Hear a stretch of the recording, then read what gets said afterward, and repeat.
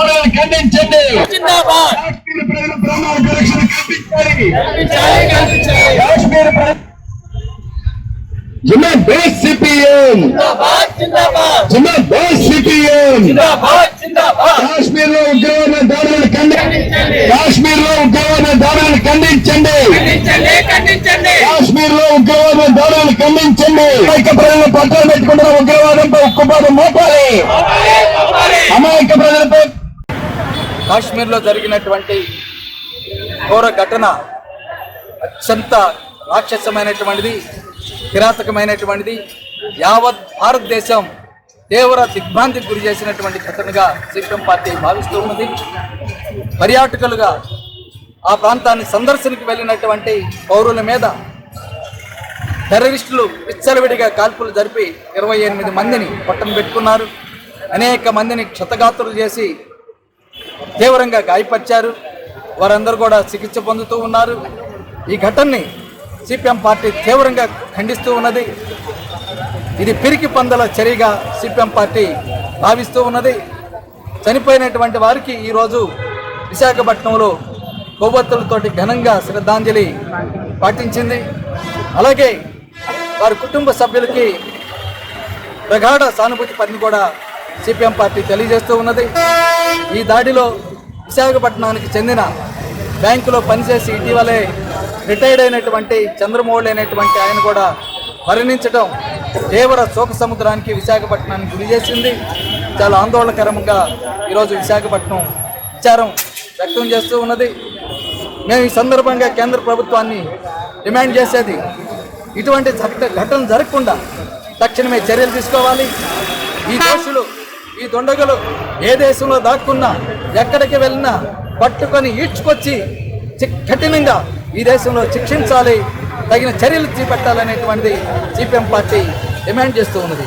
ఇప్పుడు రాజ్నాథ్ సింగ్ గారు లేచి ప్రతీకారం తీసుకుంటున్నారు. మేము అడుగుతుంది ఏమిటంటే, పహల్గామ్ అనేటువంటిది కాశ్మీర్లో ప్రతిరోజు కొన్ని వేల మంది పర్యాటకులు సందర్శించేటటువంటి ప్రాంతం, కొన్ని వేల మందితోటి రద్దీగా ఉండేటటువంటి ప్రాంతం.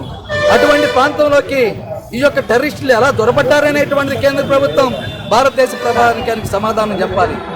అలాగే కాశ్మీర్లో పోలీస్ వ్యవస్థ మొత్తం కేంద్ర బీజేపీ చేతుల్లోనే ఉంటుంది. పారామిలిటరీ కానీ సైన్యం కానీ నరేంద్ర మోడీ చేతుల్లోనే ఉంటుంది. శాంతి భద్రతలు మొత్తంగా కూడా కేంద్ర బీజేపీ చేతుల్లోనే ఉంటుంది. రాష్ట్ర ప్రభుత్వం చేతుల్లో ఏ ఒక్కడు కూడా ఉండదు. మరి మీ నిఘా వ్యవస్థ ఏమైంది? ఈ ఘటనకు ముందు మరి నిఘా వ్యవస్థ ఏమైంది? నిఘా సంకేతాలు ఏమొచ్చినాయి? గూఢచార వ్యవస్థ ఏమైందని నేను అడుగుతూ ఉన్నాను. పోలీసులు ఎందుకు లేరు? పారామిలిటరీ ఎందుకు లేరు? సైన్యం ఆ ప్రాంతంలో ఎందుకు లేరు అనేటువంటి మేము ప్రశ్నిస్తూ ఉన్నాం. వీటన్నిటికీ విచారణ జరిపి దేశ ప్రజానీకానికి నరేంద్ర మోడీ ప్రభుత్వం జరిగినటువంటి ఘటన కారణాలు ఏమిటి, వైఫల్యాలు ఎక్కడ జరిగినాయి అనేటువంటిది భారత ప్రజానీకానికి చెప్పాలనేటువంటిది మేము డిమాండ్ చేస్తున్నాం. కాశ్మీర్ భారతదేశంలో ప్రతి పౌరుడు ప్రేమించేటటువంటి ప్రాంతం, అత్యంత ఇష్టపడేటటువంటి ప్రాంతం. అటువంటి ప్రాంతంలో అటువంటి కాశ్మీర్ని గత 5 ఏళ్ల క్రితం నరేంద్ర మోడీ ప్రభుత్వం 3 ముక్కలు చేసింది. టెర్రరిస్టులు పెరిగిపోతున్నారు, దాడులు పెరుగుతూ ఉన్నాయి, పౌరులకి రక్షణ లేదనేటువంటి పేరుతో మరి 5 ఏళ్ళు ఏం చేశారు మేము అడుగుతూ ఉన్నాం. రక్షణ కల్పించాల్సిన బాధ్యత ఏం లేదా?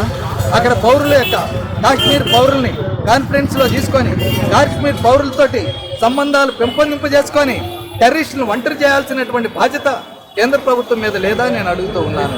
అటువంటి చర్యలు చేపట్టకుండా ఇలాంటి టెర్రరిస్ట్ కార్యకలాపాలు పెరుగుతున్నప్పుడు వాటిని నిరోధించేటటువంటి చర్యలు చేపట్టకుండా ఈరోజు నిమ్మకి నీరెత్తినట్లు కేంద్ర బీజేపీ సర్కారు ఉండటం వల్లే ఈ ఘటన చోటు చేసుకుందనేటువంటిది మేము భావిస్తూ ఉన్నాం.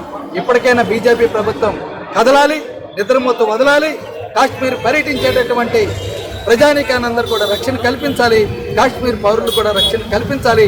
ఈ టెర్రరిస్టుల్ని కాశ్మీర్ ప్రాంతాన్ని నుంచి వేరు చేసి మట్టుబెట్టి సంపూర్ణంగా నిర్మూలించాలనేటువంటిది సిపిఎం పార్టీ భావిస్తూ ఉన్నది.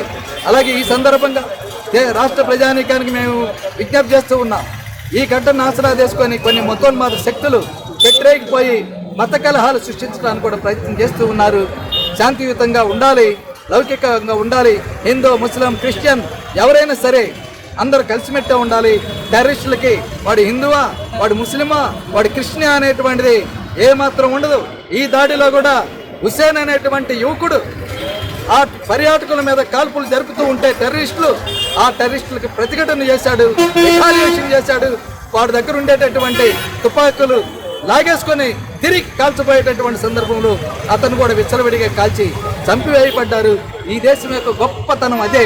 ఈ దేశంలో ఎన్ని మతాలున్నా, ఎన్ని కులాలున్నా, ఎన్ని ప్రాంతాలున్నా, ఎన్ని రాష్ట్రాలున్నా, ఎన్ని భాషలున్నా అందరూ కలిసి ఐక్యమైక్యం ఉండటమే, ఇలాంటి ఘటనలు వచ్చినప్పుడు అందరూ కలిసి ఎదుర్కోవటమే ఈ దేశం యొక్క గొప్ప వారసత్వం, ఈ దేశం యొక్క గొప్ప త్యాగ నిరతి. దాన్ని కొనసాగించాలి. ఆ వారసత్వం అందరూ కలిసిమెలిసిగా ఉండి ఈ ఉగ్రవాద కార్యకలాపాలను నిరోధించడానికి అందరూ ఒకే బాటలో ఒకే గొంతై అటువంటి తెగుని చూపించాలని సిపిఎం పార్టీ ప్రజానికి అందరూ కూడా విజ్ఞప్తి చేస్తూ ఉన్నారు. Welcome to our YouTube channel. Don't forget to like, subscribe and share the videos.